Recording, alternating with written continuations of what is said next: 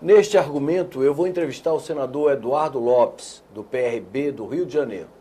Nós vamos conversar sobre um decreto legislativo apresentado pelo senador recentemente, que trata sobre a representação dos estados. É um decreto que, por sinal, vem provocado bastante polêmica aqui no Senado Federal. Senador, eu queria que o senhor primeiro destrinchasse esse tema. Qual é o objeto desse seu decreto legislativo? O TSE, ele lançou uma resolução que altera o número de cadeiras de alguns estados na Câmara Federal e nas câmaras ou nas assembleias legislativas. E o decreto vem exatamente para suspender essa decisão do TSE. Por quê?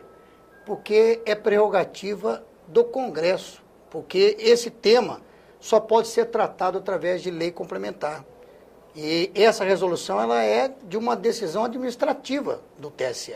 E o que o motivou é que, segundo essa resolução, haveria uma redução na bancada do Rio de Janeiro. Também. Estado que o senhor representa. Também, mas eu tenho deixado bem claro, e aí está a polêmica, porque o artigo 45 da Constituição, ele determina que assuntos que dizem respeito a assunto eleitoral e representação só pode ser tratado por lei complementar.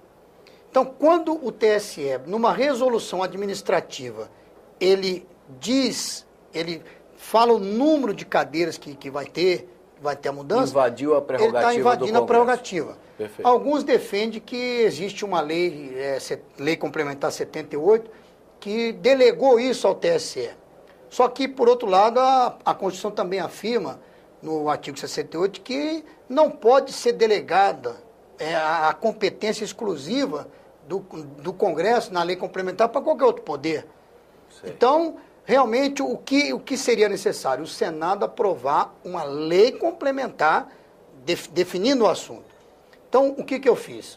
O decreto, inclusive com um detalhe muito importante, na sessão que foi votada a resolução, a presidente Carmen Lúcia e o vice-presidente do TSE, Marco Aurélio, foram voto contra.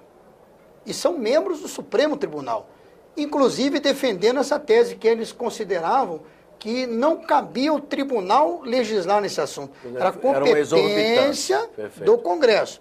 O que deveria ser feito, poderia ser avisado ao Congresso que havia uma lacuna com respeito a esse assunto. Que a lei já tem muitos anos, então precisava realmente fazer uma atualização. Com base no último censo. Com base no último censo. Então, foi nesse ponto. Então, o decreto, ele suspende a decisão do TSE. Assim como eu apresentei o decreto, logo em seguida eu apresentei já a lei complementar. Um projeto. Eu tenho um projeto de lei complementar, o decreto tem o número 85 e a lei complementar tem o número 221. E no que difere a resolução do TSE dos critérios adotados pelo senhor no projeto? O que difere é o seguinte, como eu falei, a questão minha não era o mérito da resolução. Tanto é que o projeto de lei complementar é o mérito da resolução. O senhor repetiu. Repeti. O mesmo teor. Não todo. Não todo. Tá. Adequei e ajustei para melhor no sentido seguinte. A resolução do TSE determinou em cima do censo de 2010, que é o censo decenal. O meu projeto define já para todas as eleições daqui para frente que um ano antes da eleição, o censo que nós tivermos mais atualizado é o que vai valer. É o que vai ser aplicado. Sendo o decenal ou a projeção do IBGE. Então, não temos tempo agora mais para que o projeto seja aprovado já para a próxima legislação. Vamos pensar o seguinte, que aprovemos o projeto mais adiante. Quando chegarmos em 2017, se fosse mantida a resolução, nós teríamos que olhar para 2010. Com o projeto, não. Chegando 2017, um ano antes da eleição de 2018, nós iríamos pela projeção do IBGE. Então, o que significa que o número mínimo é mantido, o número máximo também é mantido, o número total também não é alterado, o que fica flutuante é exatamente quem não está nem no mínimo e quem não está no máximo. Pode ser que numa eleição o Estado ganhe 1, pode ser que na outra eleição o Estado perca esse 1. mas o que fica definido são os parâmetros que vão realmente acompanhar as eleições. E como, no caso específico da bancada do Rio de Janeiro, como seria, como é hoje, no como projeto, seria no projeto? No projeto, o Rio continua perdendo um.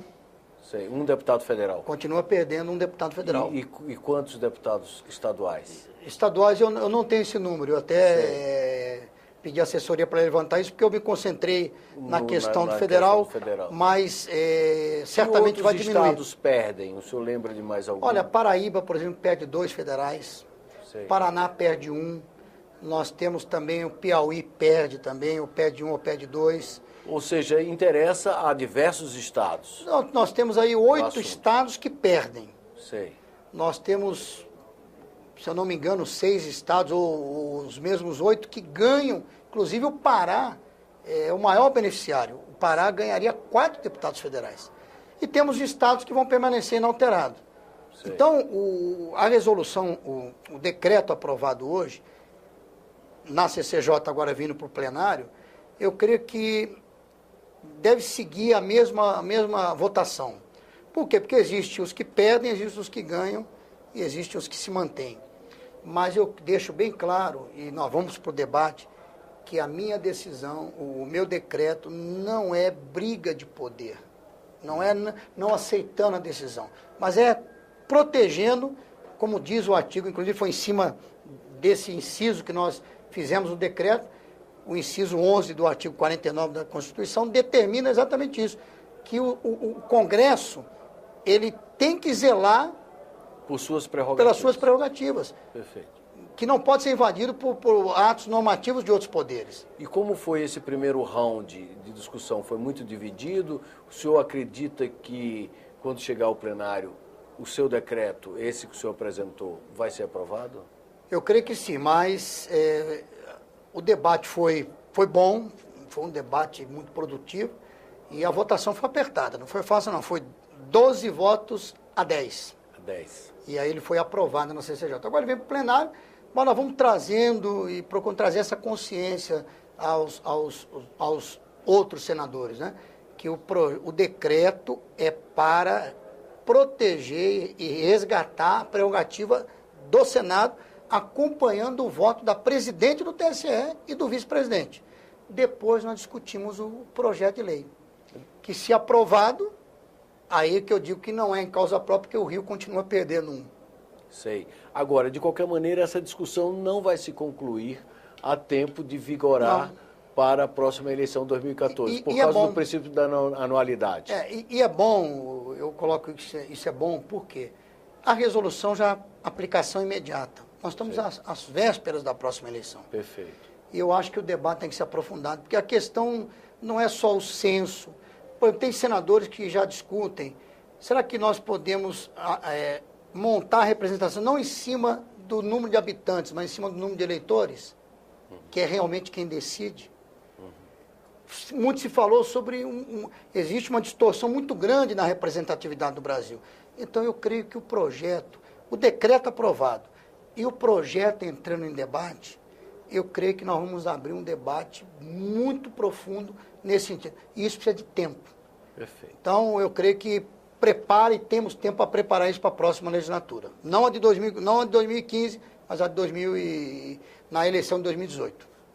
Nós da TV Senado, naturalmente, vamos acompanhar de perto esse debate que interessa ao eleitorado em geral, especificamente de alguns estados, como o senhor se referiu aí. Ok, obrigado. Muito obrigado pela entrevista, senador. Ok, obrigado. Vocês acabam de assistir uma entrevista com o senador Eduardo Lopes. Aqueles que quiserem encaminhar sugestões, podem usar o telefone pelo número 0800 61 2211 ou acessar o nosso portal na internet, no endereço www.senado.leg.br/TV. Até um próximo argumento aqui na TV Senado.